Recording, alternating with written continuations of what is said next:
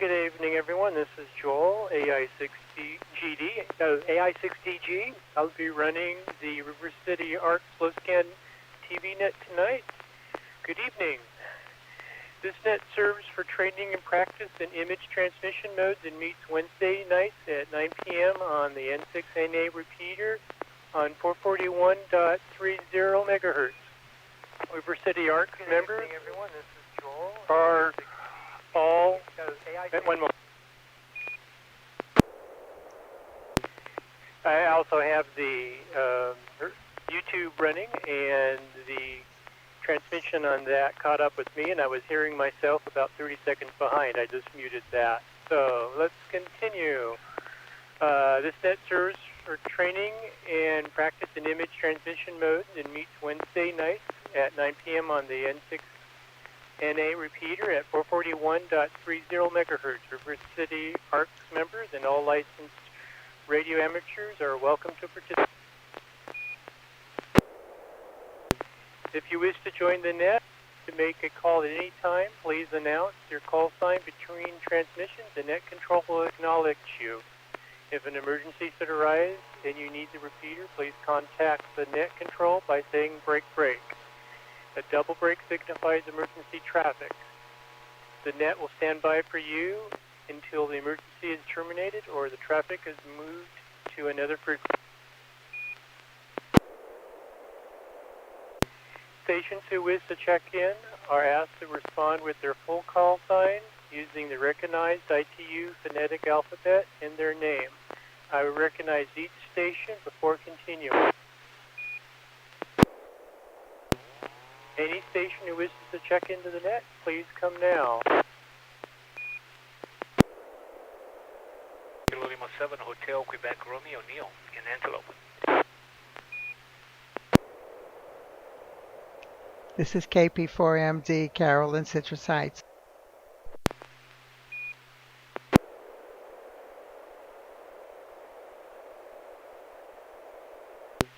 Thank you, Carol, KP4MD. And Neil, could I get your call again? I'm just trying to type. My mind and my fingers aren't moving fast enough. I know how that works. Kilo Lima 7 Hotel Quebec Romeo.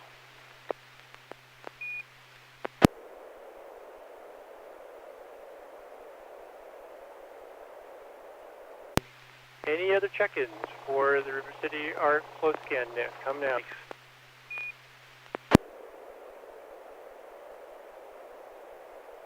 It was a double.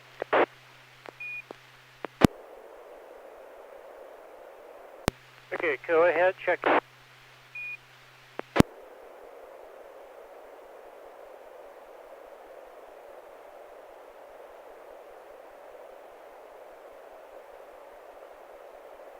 Okay, is there any other check-ins at this time for the slow scan net?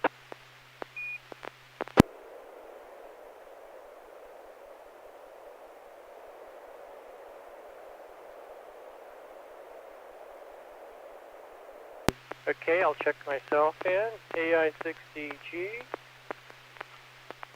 That makes 3. Anyone want to make it 4?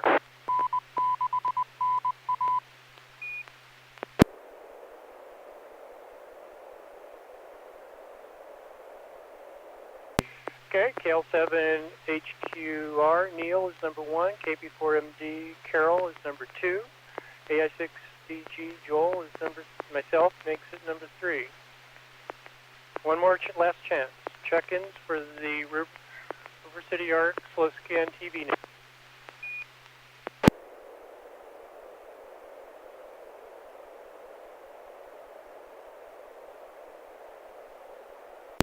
Okay, we've got 3. I'll start with Neil and go to Carol and then myself. We'll do a picture transmission and then continue going around the ring of people asking for comments until we return back to the person who sent the picture, and he'll do a comment on that picture, and then we'll go to the next person to send a picture. So Neil, are you ready to send a picture? Roger. Yes, we'll try to send one. It's PD120. And if you can, I would suggest that you hit the hourglass to get the picture larger. And I go full screen with it myself. So let's see how it goes. Here goes PD120.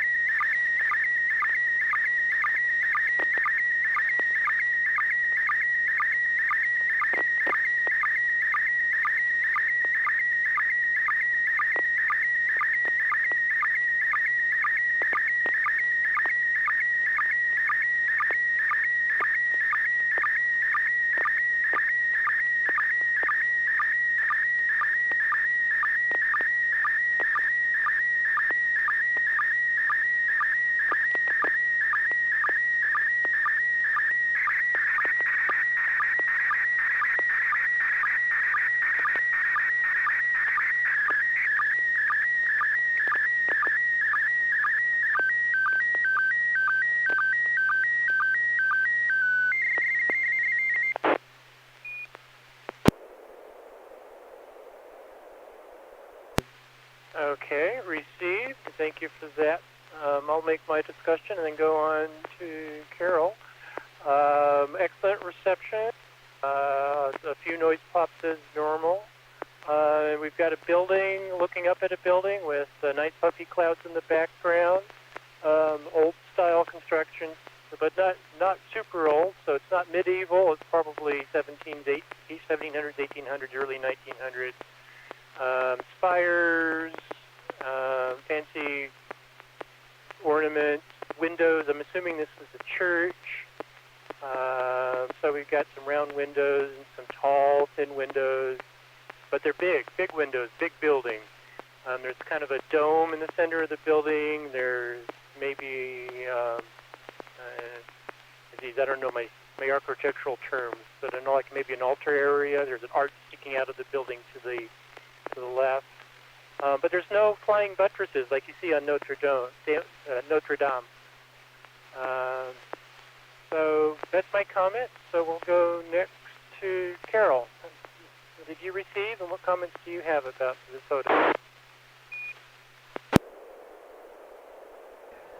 Okay, yeah, this is Carol Kellopop for Mike Delta. The picture came through very well. Hardly any of those little popped pixels here and there from the paved pause interference. And I'm going to take a guess because Neil did send a similar picture about with the facade of a cathedral in Guanajuato, Mexico. This may be maybe the same building, but it definitely looks like a cathedral. You can see the spire in the front, which looks like it's over on the right side, and the left side you see kind of the rounded back part of a cathedral.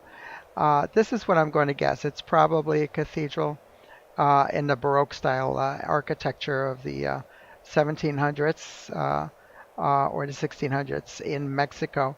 That's what I'm going to guess. So back to net controls, KP for MD. Excellent description and points. And back to you, Neil. What is this?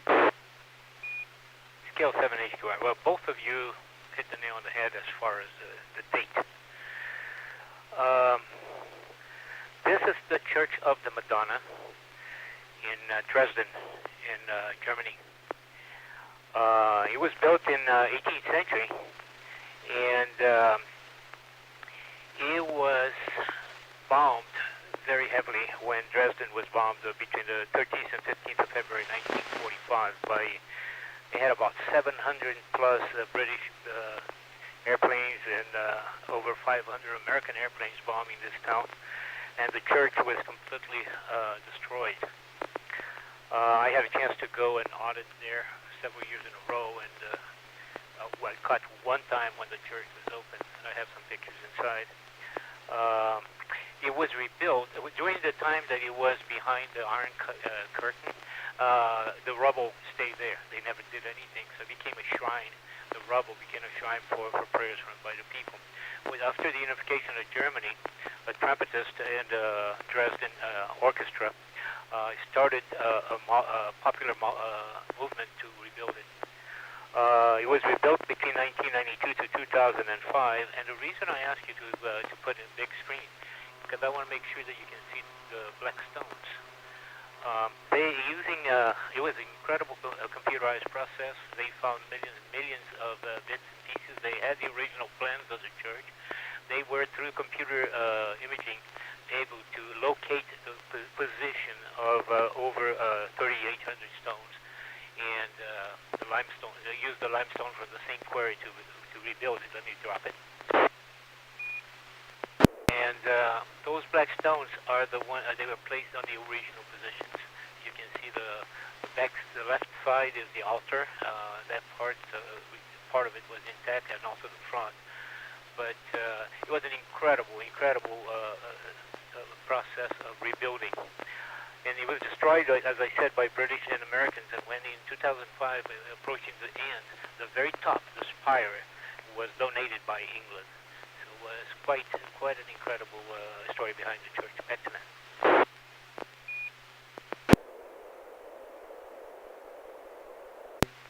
I think I've actually heard this story before, and that's what I was guessing when I saw the dark versus light block.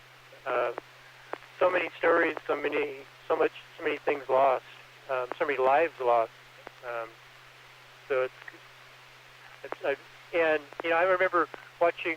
You watch movies, and there's this period of time where you see movies for probably 20 years after World War II, where if it took place in Europe, some of the movies highlighted or took part in or took place in these ruins.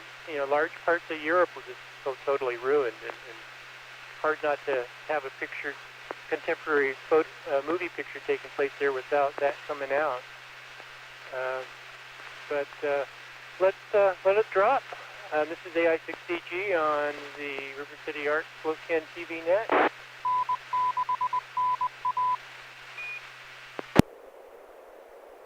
And are there any more check-ins?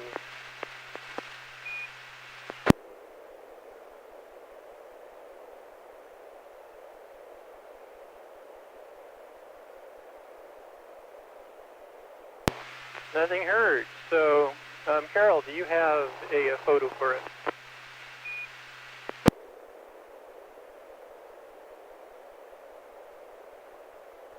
Yes, okay, this is KP4MD. Let me go ahead and load a picture, and this will also be PD120, KP4MD.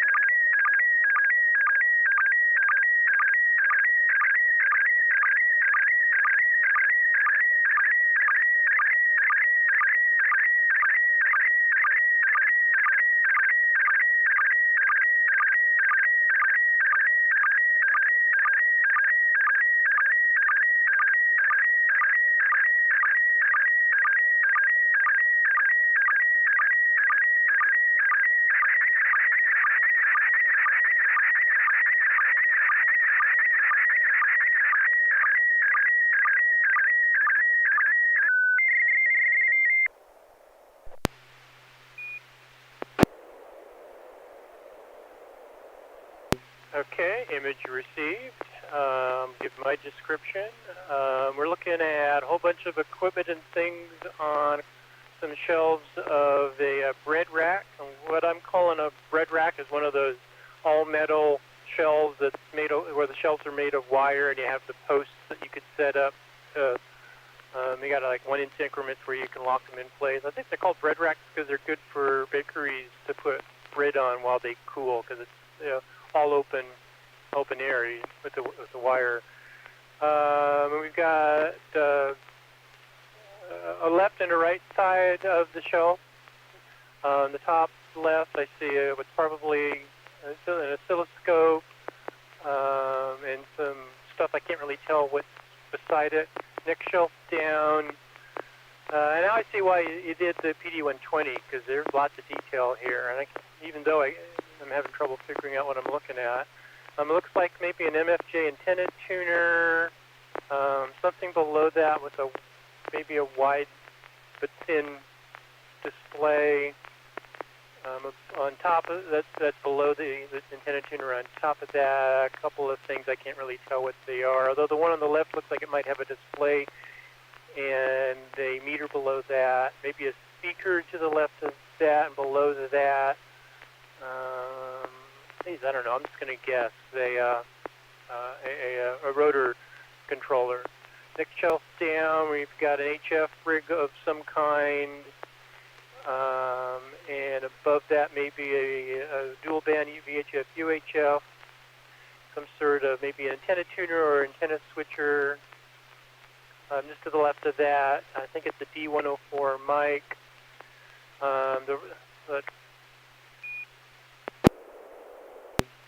To the right of that, on top, we've got a couple of show badges with ribbons. I can't tell what the ribbons are for or what shows. A couple of, at least one handy talkies kind of clipped to the shelf, on the wire part of the shelf. I don't know what's on the rest of the shelf.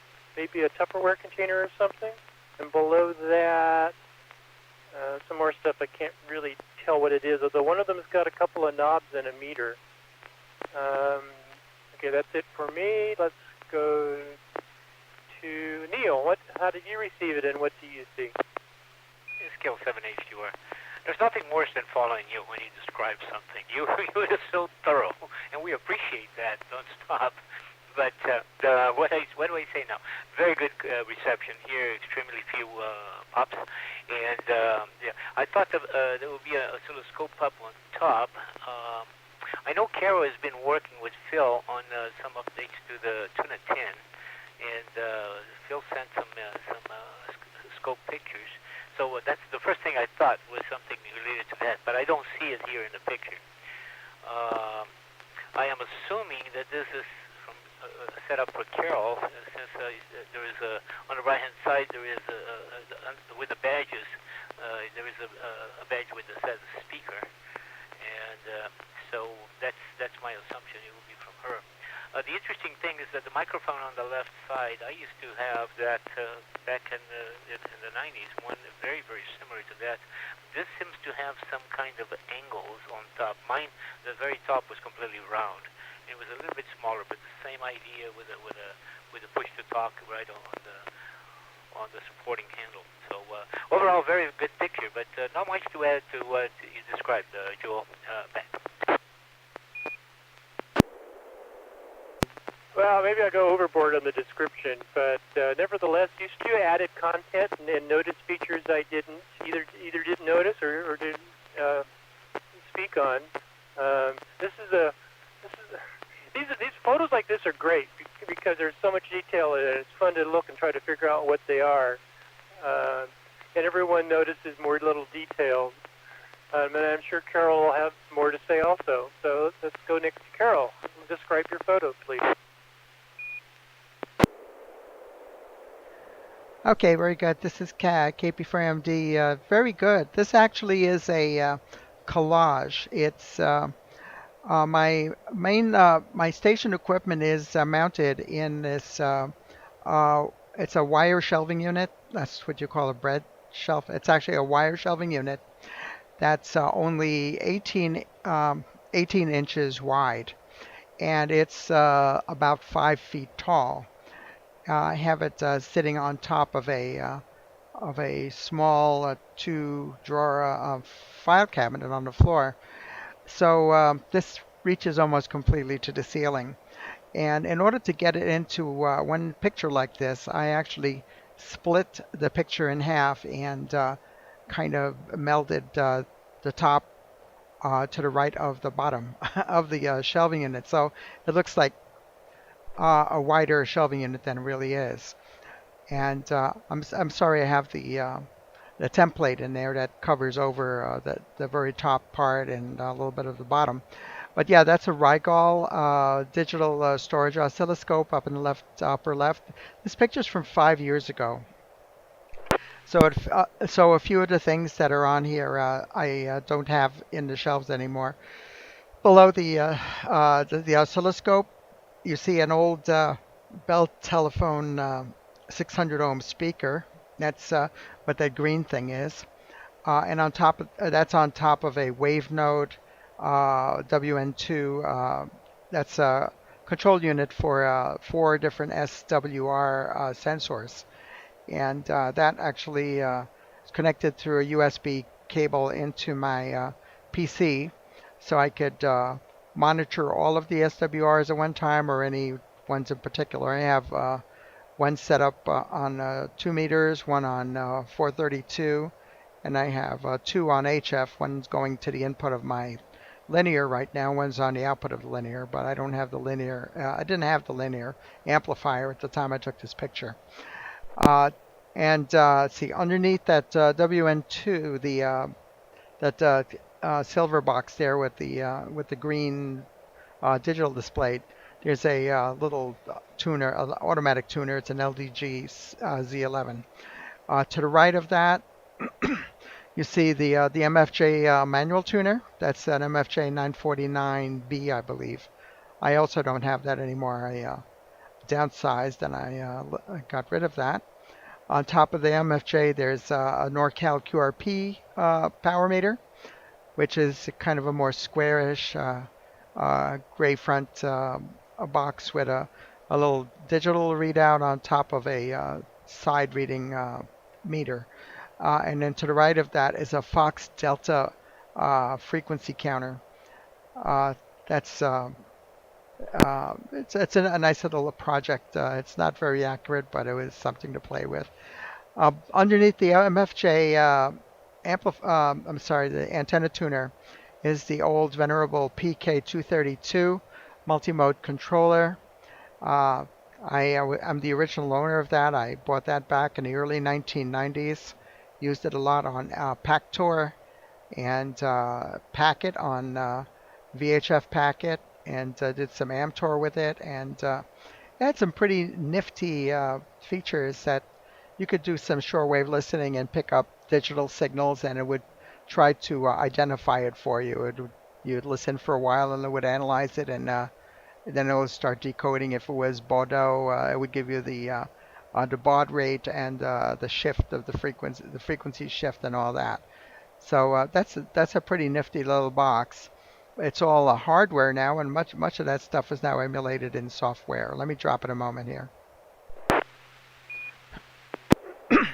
Okay, and below that, you see, yeah, the D104. This is it has a grip push-to-talk switch on it. That's the D104 on the grip stand. The radios there on the bottom left there are a Kenwood TS140. I think it's a TS140. That also, I'm the original owner of that radio. I bought that about 30 years ago, and that's also been downsized. I don't have that anymore. Sold it several years ago. And above that is the Yaesu FT8800 VHF UHF radio that I'm using right now. And to the right of that Yaesu is a little kind of a grayish box, which is a homebrew keyer.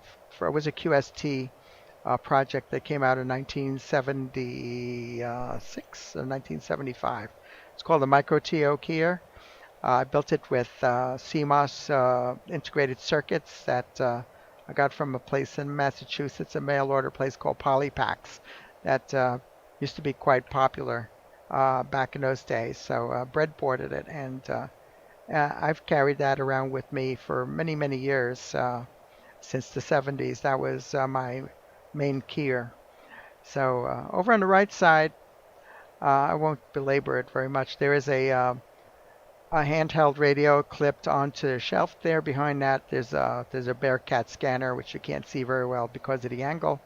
And yes, you recognize the Tupperware on top of a box there. I was just using that for storage up there. And those tags that you see there with speaker and the speaker ribbon and ARRL life member ribbons, those were from a couple of PacificCon conventions that I've attended. The handheld radio is a TYT 2-meter 440. Next to it is it's a speaker mic that's also clipped right on the edge of that shelf. And below that, on the lower right-hand side, you see a couple of boxes. There's an Elecraft XV144, which is a 2-meter transverter, 10 meters in and 2 meters out. To the right of that is a very ancient Night Kit P2 power meter in SWR bridge, which was one of the first kits that I built back in the 1970s. And that's sitting on top of another transverter, which is down east microwave. Uh, that's 28 megahertz to 432. It puts out a full 50 watts. So yeah, it's kind of a historical picture for me. I need to update it, but it makes for good conversation. Back to net. This is KP for MD.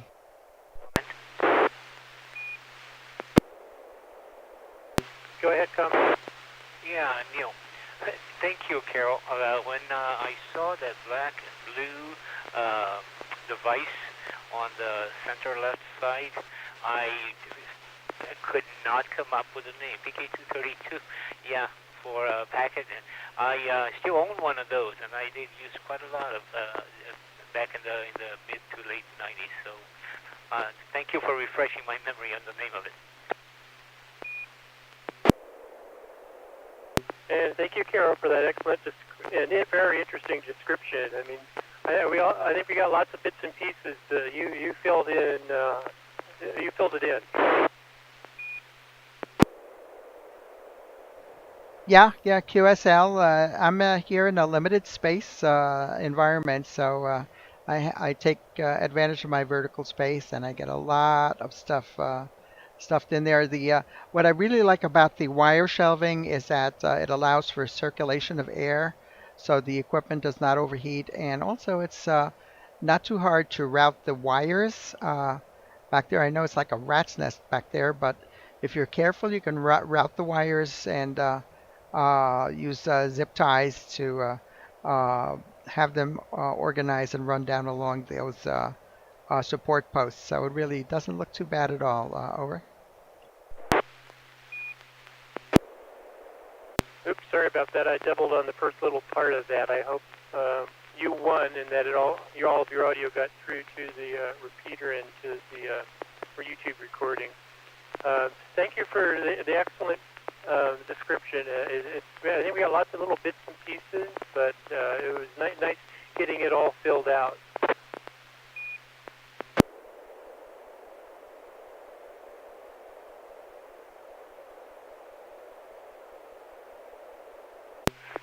This is N6CG on the River City Arc Slow Scan TV Net. Do we have any additional check-ins at this time?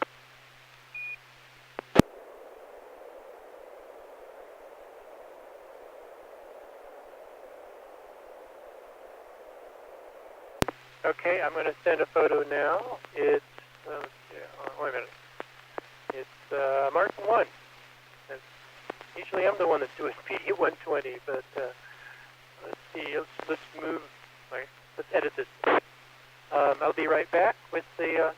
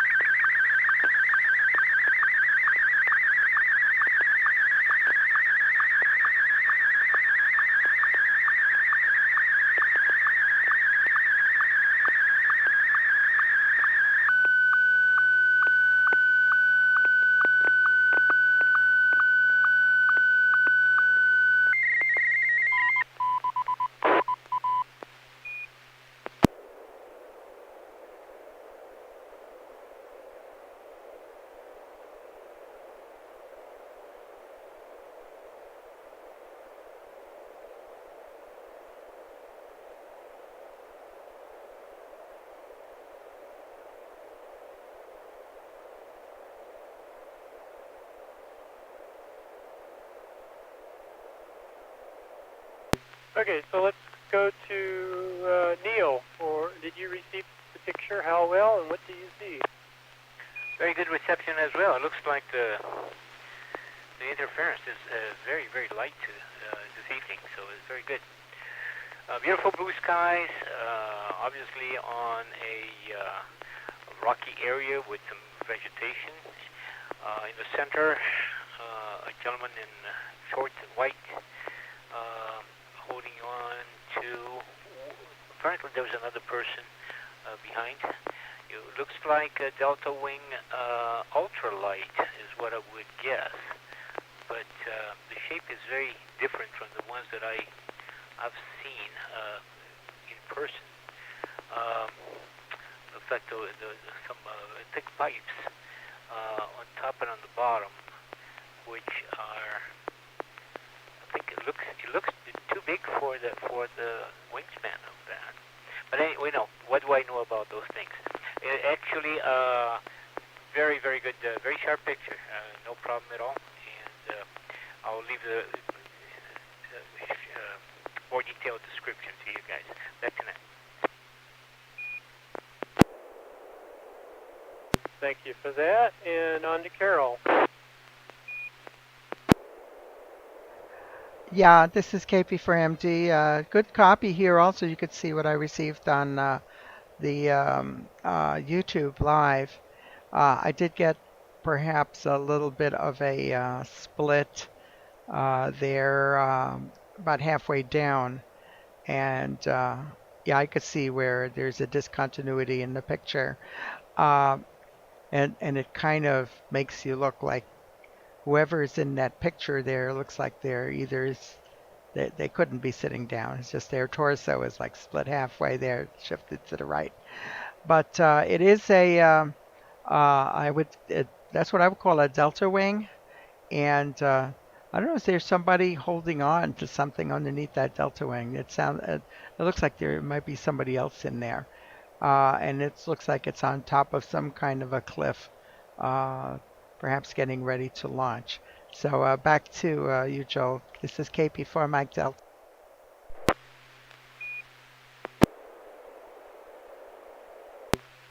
As you might expect, this is Yosemite. So a little bit of backstory to how I got to be there to take this photo. I decided to go down there and do a overnight time lapse off of Sentinel Dome. Sentinel Dome's a nice high spot, pretty. You can see a good view of the valley and of Half Dome, and a good clear view to the horizon to the east, and a good bit to the north and south. And I drove there. I got to the trailhead. It's only about a 1.5 or 2 mile hike from the trailhead to the top of Sentinel Dome. And I got there and unloaded and wanted to travel light and holding the jacket in my hand. And the weather seemed so nice and pretty and warm. And I said, nah, I don't need the jacket. And went on and did my hike, set up, started the time lapse going, and then just totally froze my beep off the whole night because I got to the top and it was colder and there was a little bit of a breeze and it was just enough to definitely put a bone chill into me. I don't know. Fortunately, I was only there about 6 hours, midnight I think to 6 when sunrise came, and got a decent time lapse.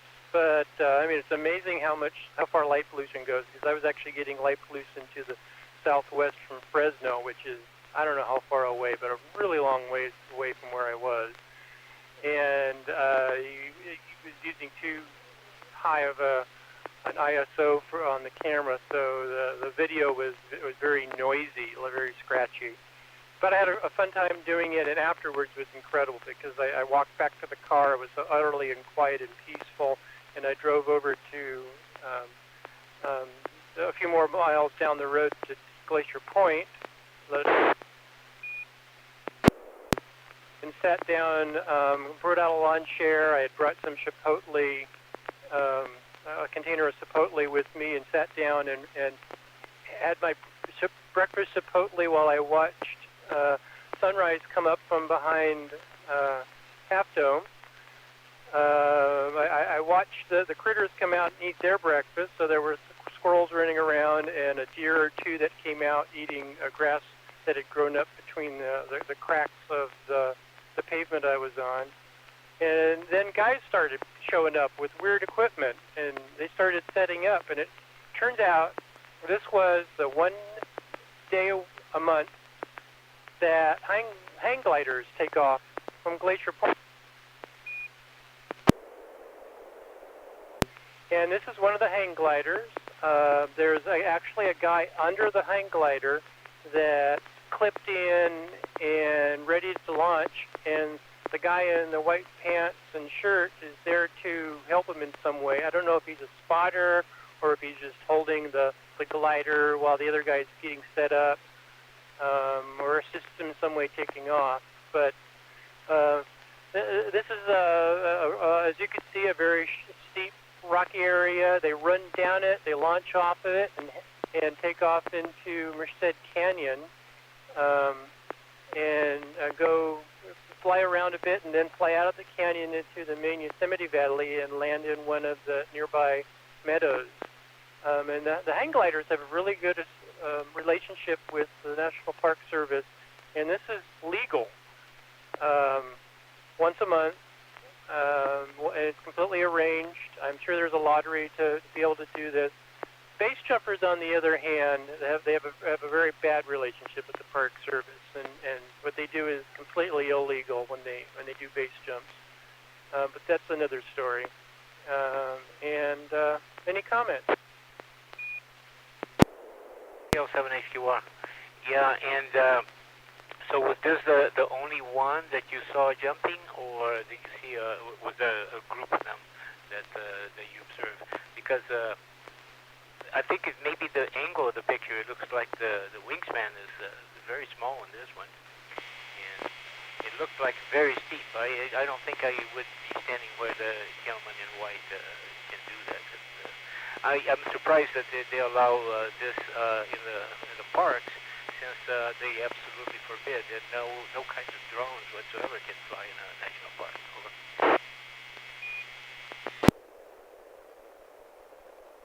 Well, I think the idea with the drones is that it's disturbing the wildlife and the tranquility of the visitors.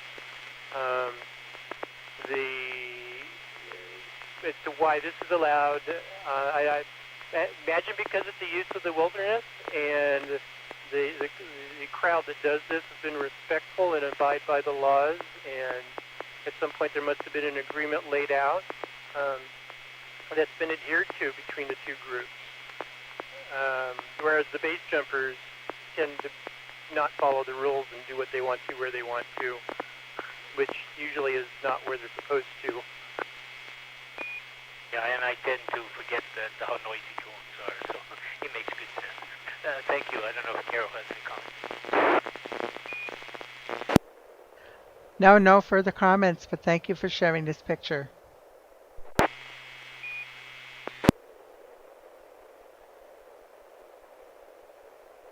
This is AI6DG with the River City Arc Close-Can TV Net, and is there anyone listening that would like to check in?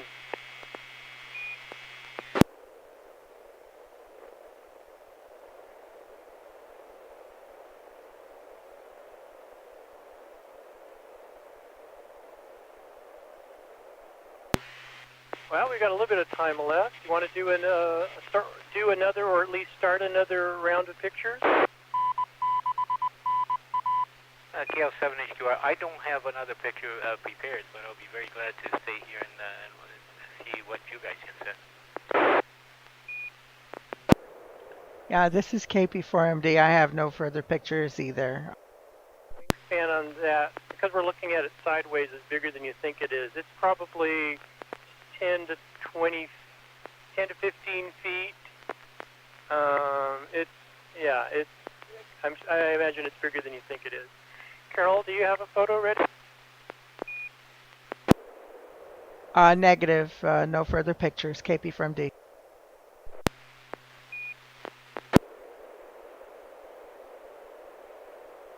And let me send one more photo.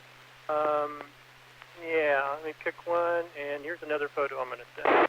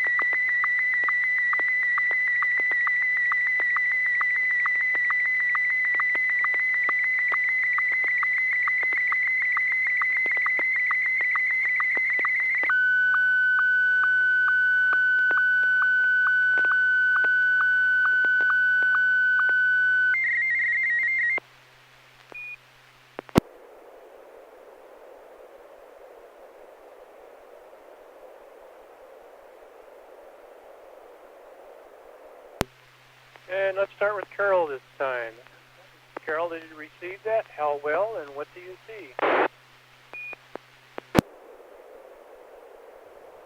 Okay, this is KP4MD. Looks like some venison there walking on I don't know if that's a paved area or some kind of a concrete walkway and some stones alongside there. I guess that might be the edge of a cliff or something, because on the other far side of that I see some either bushes or tops of trees, and it's really hard to see beyond that.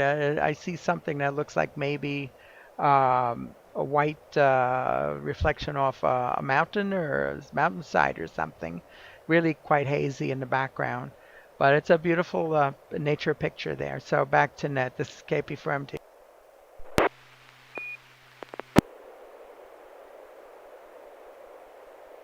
Thank you, Carol, for that. And Neil, it's your turn. Roger. Before that, Carol, I don't see the picture on the YouTube. Still showing the previous one. But I agree with Carol.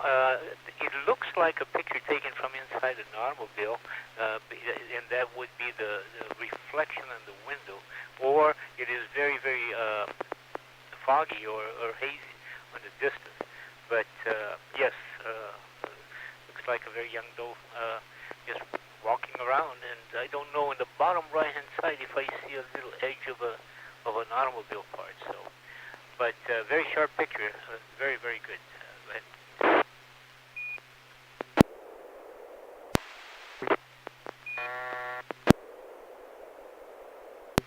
And like I said in my story earlier, like I said, this is one of the deer that joined me as I was having my breakfast. It was having its breakfast, looking around, looking for grass shoots growing up out of the ground. As you walk from the parking lot out to the glacier point itself, you walk by, some bathrooms and a snack bar. But one of the first things you walk by is an amphitheater area where they have like a fire pit and some big concentric steps that are, like deep enough to put chairs and people to stand in. And they do presentations there, ranger presentations. I think there's a astronomy club that does star parties there once a month used to when things And the neat thing about this, well, two neat things about this area. One, it's got an amazing view because it's looking out across Merced Canyon at Half Dome and Nevada and Vernal Falls on one side. You got Yosemite Valley on the left, and you're looking up Tenaya Canyon. It's an amazing view. And the other interesting thing is it used to be a location where there was an actual hotel. Again, with that same view, and I'm sure that's why the hotel was there, for the amazing view. I think that the hotel was built somewhere around the turn of the 18th and 19th century, 19 whatever. It burned down in 1968 or 69, and they didn't rebuild it, and I'm sure that there's no way they could rebuild it now, let alone back then. So it's kind of a big open flat area. They built this amphitheater. I'm sitting there having my breakfast, and the deer are wandering around, and squirrels are wandering around, and me snapping pictures of them. And it's amazing how tame the wildlife is when you're in an area where they see humans all the time. This guy was probably just 10 or 20 feet away from me, just didn't even mind I was there. Any other comments? No, I'm going to show this to my wife. She absolutely loves Yosemite, and every time I get a picture that you send from there, I bring her up in the morning to take a look and see. And she spent her young years going there, camping in Yosemite every single year for since he was a little kid all the way to a teenager. So I appreciate the pictures back to that. Oh, and in the background, we're looking across and up the canyon, and that white patch and kind of above the neck of the deer is Nevada Falls. That's probably, I don't know, a mile away.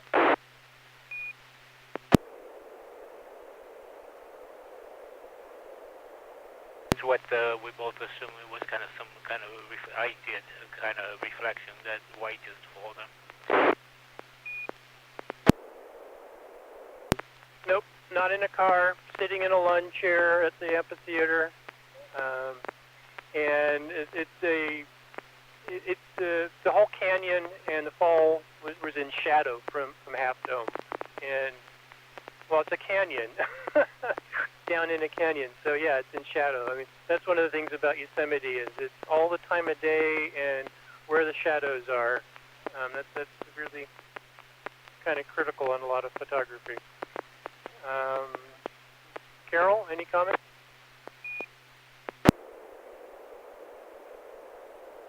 No, but I have to say you have some access to some really beautiful nature views, and thank you for sharing those with us. Over.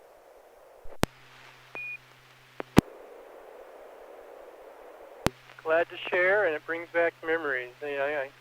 Which I look forward to actually setting aside some time in the future and actually going out and doing some of this stuff again.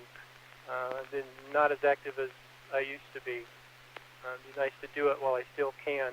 If I still can. I won't know until I try. So, last chance for check-ins or comments. Otherwise, I'll go ahead and close the... Just one final comment here from Neil. It looks like this net is turning into an extremely interesting situation. All the other nets, we just go in and check and give signal reports and etc. And here, Carol obviously involved in the technical side, and we learned from her. So such an intricate projects that she has. You obviously nature and knowing. I'm beginning to see a lot of places in California that I know very little about. I'm an indoor person, not an outdoor, and I enjoy what you show. I have a chance to show some of the places that I visited during my travel. So I really enjoy having this net going now. I think it's my favorite. Back to that. Well, Google Photos is amazing because I like I've been a fair number of places. I like to take pictures, and there's lots of pictures that are not online. But there's lots of pictures that one time or another I've either taken the picture on the camera or loaded it on the camera, and they've been loaded up onto Google Photos. So I can just bring that up and scroll through, and I got a pretty significant number of photos to pick through. You see the ones I think are good, not everything. But and there's some things there's a lot of Las Vegas photos I wouldn't present. I just wouldn't think they'd be interesting here. Sometimes I do ham-related stuff. I've got a Hard Rock 500 amplifier sitting here I'm going to be building. I'll probably be taking pictures of that, and you'll probably be seeing some of that here on the net in the future also.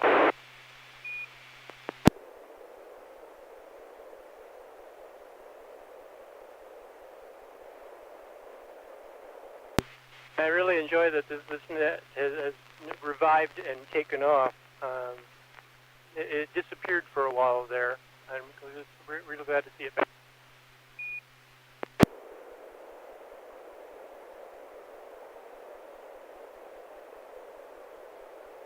Okay, well, I think that's it for tonight. Thanks to all who participated in tonight's SSTV Net. We hope to see you again next Wednesday at 9 p.m. The net is officially closed at 11:56, 23:56. This is Joel, AI6CG, wishing all of you a good evening.